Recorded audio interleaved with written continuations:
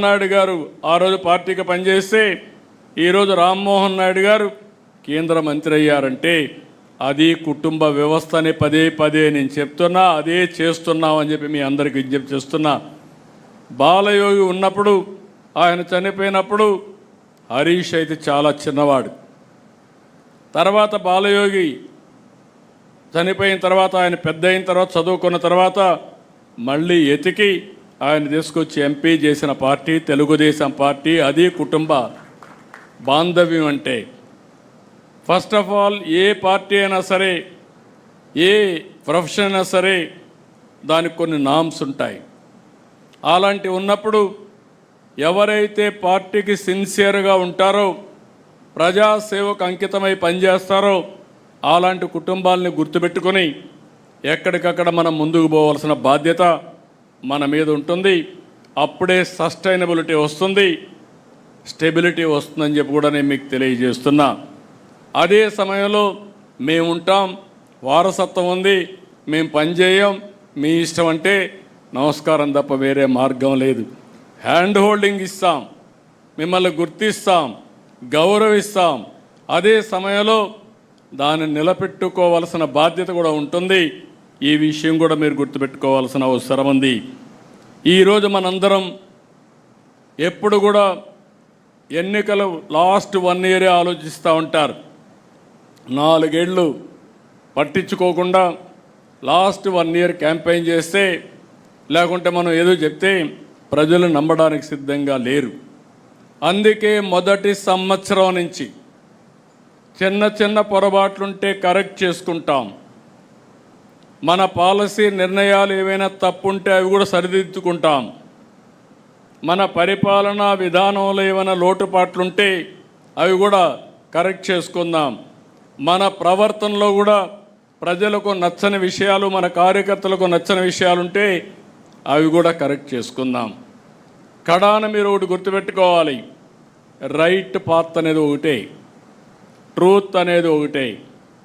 ప్రజలు మెచ్చాలి, కార్యకర్తలు ఆమోదించాలి. తెలుగుదేశం పార్టీ ఎన్నికలప్పుడు ఏ మెజారిటీ వచ్చిందో దానికంటే అనునిత్యం ఇంకా మెజారిటీ పెంచుకునే విధంగా ప్రజా విశ్వాసాన్ని పెంచుకోవడం కోసం మనం పనిచేస్తున్నామని చెప్పి కూడా నేను మీకు తెలియజేస్తున్నా. ఇది మీకు అందరికీ కూడా కొంత కొత్త అనిపించవచ్చు, ఏంటి ఇవన్నీ అవసరం అని అనిపించవచ్చు. కానీ మనం చేసే పనులు నేను డిఫరెంట్ టైమ్స్లో డిఫరెంట్ చేశాను. ఒకప్పుడు 95లో మీరు ఒక్కసారి చూస్తే నేను వస్తున్నానంటే రాష్ట్రంలో అందరూ భయపడిపోయేవాళ్ళు. ఎక్కడ హెలికాప్టర్ ఎక్కుతానో తెలియదు. ఐఏఎస్ ఆఫీసర్లు కానీ, మన మంత్రులు కానీ, మన ఎమ్మెల్యేలు కానీ అందరికీ భయం ఉండేది. అందుకే తప్పులు చేయడానికి సాహసించేవాళ్ళు కాదు. ఇప్పుడు కాలం మారింది, కానీ టెక్నాలజీ వచ్చింది.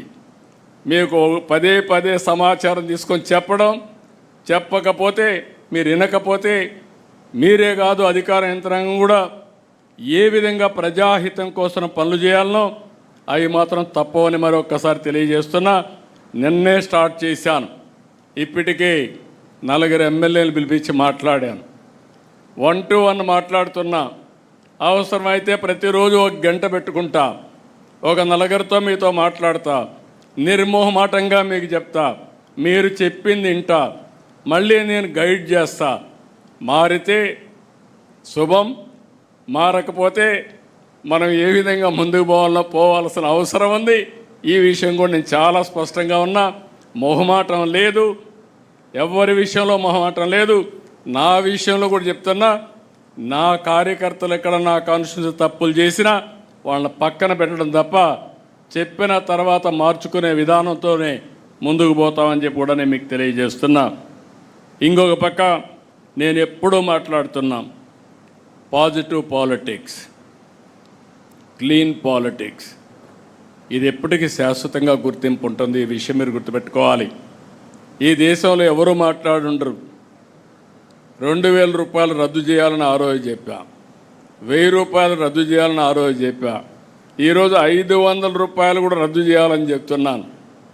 ఎవరి దగ్గర డబ్బులుంటే సేవా కార్యక్రమాలు చేసి మంచి పేరు తెచ్చుకోండి, కానీ ఎన్నికల్లో ఓట్లు కొనడం అనేది చాలా బాధాకరం. 5 సంవత్సరాలు పనులు చేసి